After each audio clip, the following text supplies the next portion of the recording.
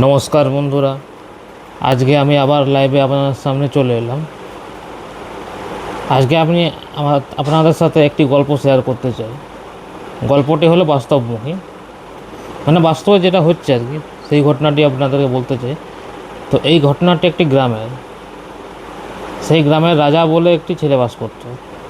ছেলেটির বয়স প্রায় 28 থেকে 30 এরকম হয়তো হবে।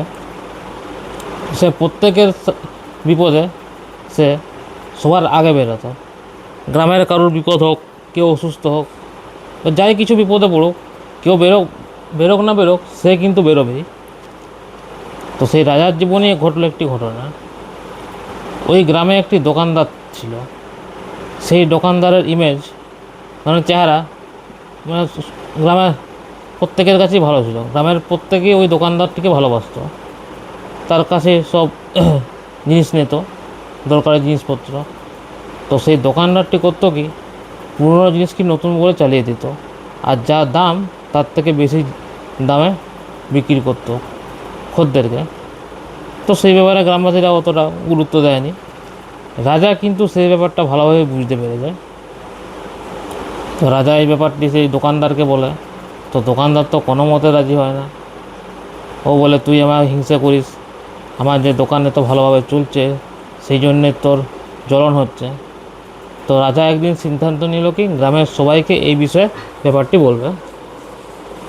তো কিছু কিছু কিছু মানুষ আছে যারা রাজাকে সাপোর্ট করলো, যে রাজা কখনো মিথ্যা কথা বলতে পারে না, কারণ সে একজন সৎ ছেলে। কিন্তু বেশিরভাগই মানুষ রাজার বিরুদ্ধে কথা বলল। সবাই বলল যে, তুই তোর নিজের কাজ করছিস, কর, তোর এই বিষয়ে নাক গলানো কেন দরকার, মানে যা যা হয় আর কি। তো রাজা বুঝতে পারলো যে আমি সত্যি কথা বললাম বলে কি আমার প্রতি এত রাগ হলো। তো রাজা তারপর থেকে কারো বিষয়ে সেরকম নাক গলাতো না। সাহায্য করতো ঠিকই, কিন্তু কোনো গুরুত্বপূর্ণ কোনো কিছু হলে তখন সে অতটা নাক গলাতো না, কারণ জানতো তাকে শেষে দোষারোপ করা হবে।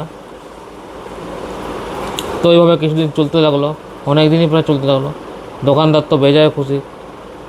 দোকানদারের ভয় ছিল রাজাকে নিয়ে, কারণ সেই যদি তার হাটে হাঁড়ি ভেঙে দেয় তাহলে তার ব্যবসা লাটে উঠে যাবে।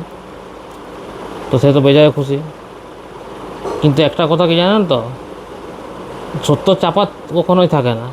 মিথ্যে যত বড়ই হোক, সত্যের কাছে সেটা ছোটোই লাগে। ঠিক সেই রকমই ঘটনাটি ঘটলো একদিন। আস্তে আস্তে সবাই বুঝতে পারলো যে এই দোকানটা আমাদেরকে ঠকাতে শুরু করেছে, ভালো মালের নাম করে বাজে মাল আমাদের দিয়ে দিচ্ছে। তখন সবাই দোকানদারের ওপর চড়া হয়। তো দোকানদার সবাইকে দোকানদার সবাইকার কাছে ক্ষমা চায়। তো সবাই তখন রাজাকে বলে, বাবা তুই ঠিকই বলেছিস, আমরাই তোর কথা বিশ্বাস করিনি। তো রাজা এটাতে খুশি হলো। শেষ পর্যন্ত রাজাকে সবাই বিশ্বাস করলো। কিন্তু রাজা একটা কথা বুঝতে পারলো, যে যতক্ষণ না নিজের সাথে দুর্ঘটনা ঘটছে ততক্ষণ না সে সচেতন হবে না। তো যে কোনো অন্যায় থেকে প্রতিবাদ করা অবশ্যই ভালো, কিন্তু সময় ও সুযোগ থেকে করা ভালো। কেন সবসময় হয়তো জিনিসটা ঠিকও না হতে পারে, উল্টোও হয়ে যেতে পারে। তো এই ছিল আজকের বাস্তবমুখী কাহিনী। তো বন্ধুরা, সবাই জানাবেন এই গল্পটি কেমন লাগলো। যদি কোনো ভুল ত্রুটি হয়ে থাকে ক্ষমা করে থাকবেন। তো কমেন্ট অবশ্যই করবেন। ধন্যবাদ।